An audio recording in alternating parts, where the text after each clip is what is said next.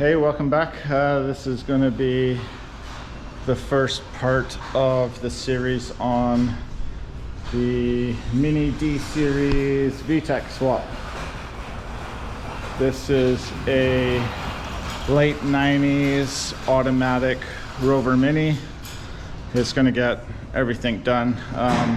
Body work, paint, bunch of carbon fiber, converting it to left-hand drive, custom wheels, Honda D Series, D16 Y8, and 5-speed manual trans, possibly limited slip diff, and just going to start tearing into it. Got to tear this down.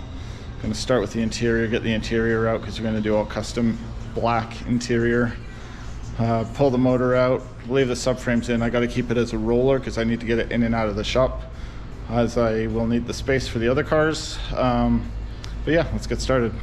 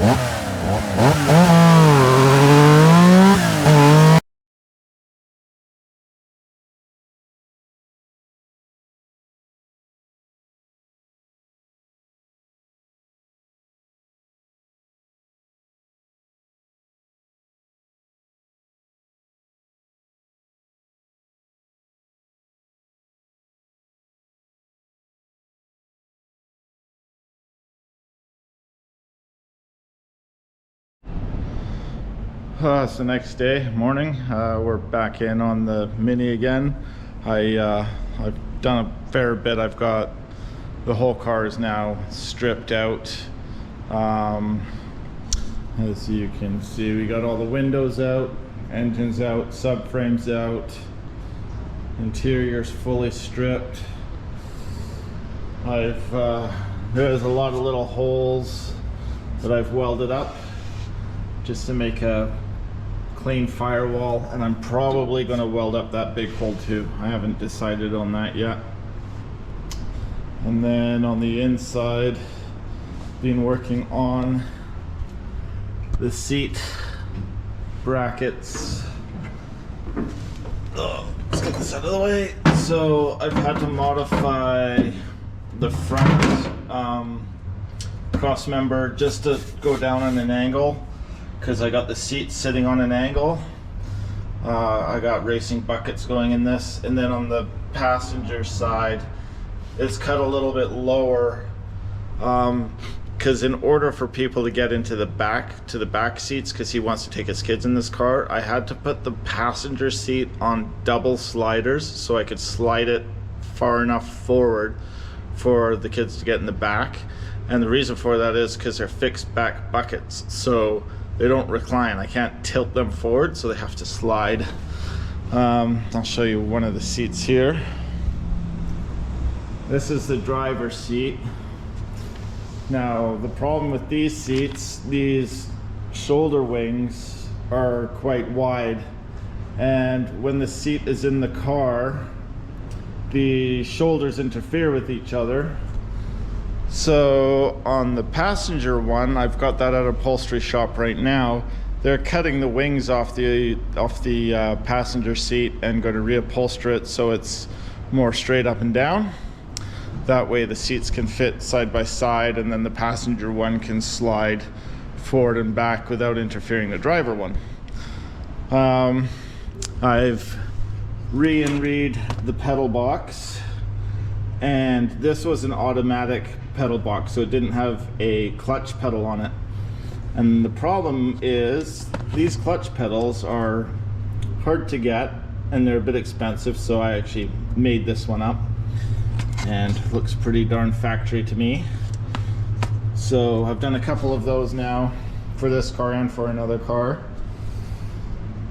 And let me get this in the air and I show you what we've got going underneath it. I fully cleaned and prepped the bottom of the car and have undercoated the entire car, so that part's all ready to go. So when it goes for paint, they don't have to worry about getting under the car. And let's just get this in the air for you.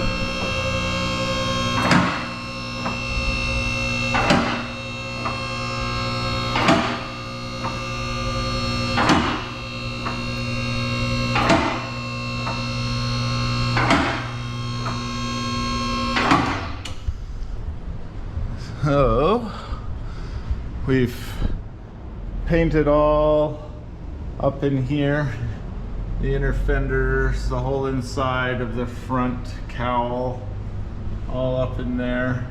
I stopped at this line here because from there up will be body color, and then down the sides I stopped from this line. This line up is going to be body color, this line down is all undercoat. Got the rear wheel tubs, the rear floor. So all that stuff is done. The front subframe is done at powder coat. That should be back today.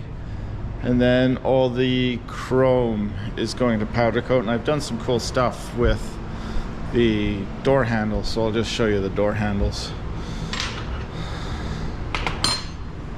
So these are the door handles, and I just marked them out and did some drilling, made some lightning holes, and then on the rear hole I milled out these little triangle slots in there just to make it look a little bit lighter and different from what you usually see.